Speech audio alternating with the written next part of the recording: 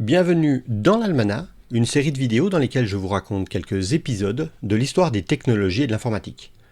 Vous pouvez également retrouver cette histoire dans le micro-podcast Almanach, les infos sont en description. Au début des années 2000, je me souviens plus trop si c'était en 2003 ou 2004, c'était à peu près à cette période, je me suis payé un bel appareil photo numérique. Un petit peu avant, j'avais déjà récupéré d'occasion un petit Sony DSC-P30 qui ressemblait à ça, mais c'était plus un jouet qu'autre chose. Il faut savoir que la photo, ça a été une de mes grandes passions depuis que j'ai une quinzaine d'années. Alors le jour où j'ai mis la main sur un Olympus E10, j'ai été ébloui par la souplesse de l'appareil. C'était un vrai bel appareil, mais qui ne concurrençait pas encore les appareils argentiques. Le problème, c'est qu'on utilisait ces nouveaux appareils numériques un petit peu de la même manière que les appareils argentiques. On prenait quelques photos, on sortait la carte mémoire pour les copier sur l'ordinateur, voire pour les retoucher. Évidemment, le petit Yves de l'époque n'était pas le seul à se dire qu'on pouvait faire mieux avec un appareil photo. En 2003, Andy Rubin, Rich Miner, Nick Sears et Chris White se font la même réflexion de l'autre côté de la Terre, du côté de la Californie. Ils créent alors une société dans l'espoir de révolutionner la manière de prendre et surtout de gérer ces photos. Leur idée est d'ailleurs très sympa. Ils voient l'appareil comme un terminal qui va se connecter sans fil à un ordinateur pour y transférer les photos afin qu'elles soient directement déposées sur un cloud sur Internet. De cette façon, quand on prend une photo, elle devient immédiatement accessible de partout et par les personnes qu'on souhaite. Tout ça doit sembler bien banal aux générations les plus récentes, mais à l'époque, le sans-fil, le cloud et le transfert de photos étaient très limités, voire même inexistants. Notre équipe commence donc à travailler sur le projet en construisant une plateforme autour de Linux pour l'appareil photo. Ils partent à la recherche d'éventuels partenaires pour le matériel, mais rapidement, au bout de quelques mois, ils se demandent s'ils visent bien la bonne cible.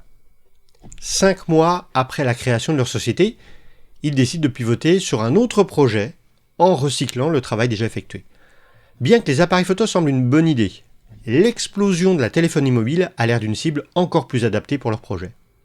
Ah, j'ai oublié de vous le dire, mais la société que Andy Rubin, Rich Miner, Nick Sears et Chris White ont créée s'appelle Android. Par contre, et on a tendance à l'avoir oublié aujourd'hui, mais le mot smartphone n'était clairement pas d'actualité en 2003-2004. Le monde des téléphones était dominé principalement par Nokia, et le côté smart était vraiment embryonnaire. On avait bien quelques PDA qui existaient, mais c'était des périphériques très différents.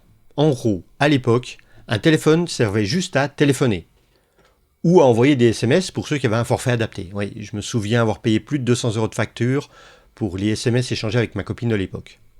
Alors, comme le marché est bien verrouillé par les gros industriels que sont Nokia, Samsung, Sony ou Motorola avec leur système d'exploitation spécifique, la décision est prise de faire un système d'exploitation gratuit. Ça permet d'assurer que les constructeurs vont au moins considérer le projet Android s'ils veulent sortir un appareil. Commercialement, c'est une très bonne idée, car les dirigeants d'Android ont bien compris qu'il y aurait sans doute de multiples manières de monétiser le truc, avec des applications ou des jeux payants.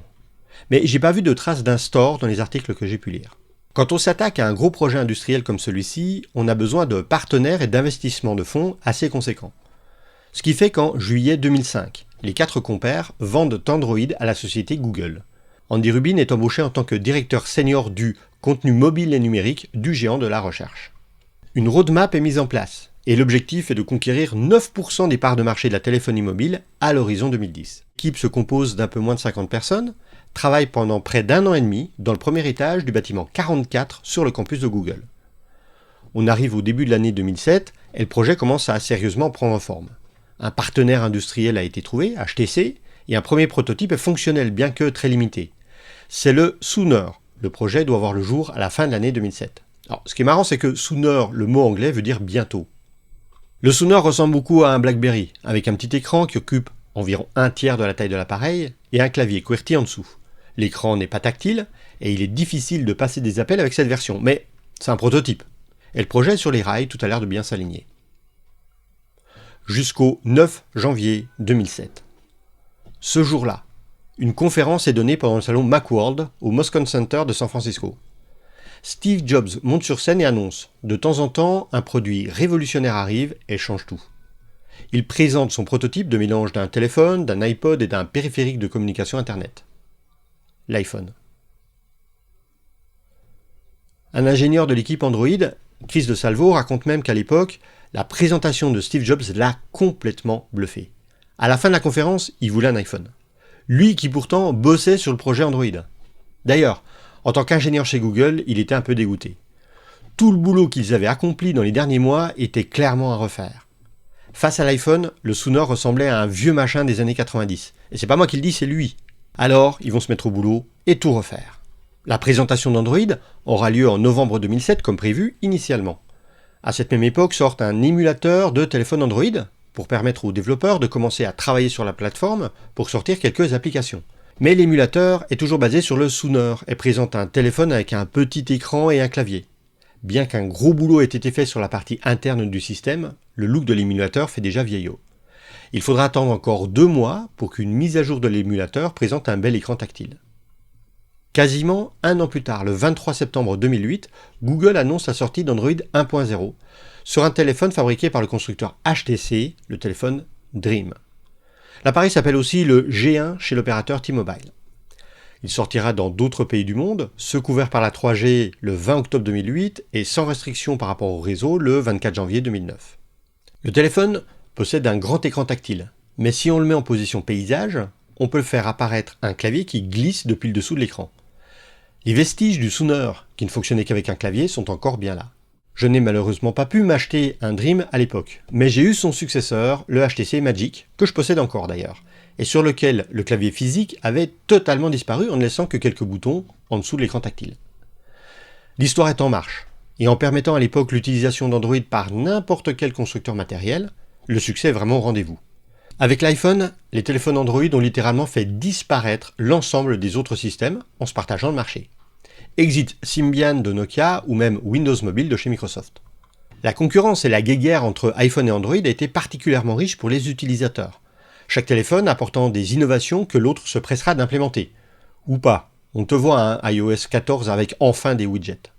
En 2018, la part de marché des téléphones Android était de près de 75% et 23% chez Apple.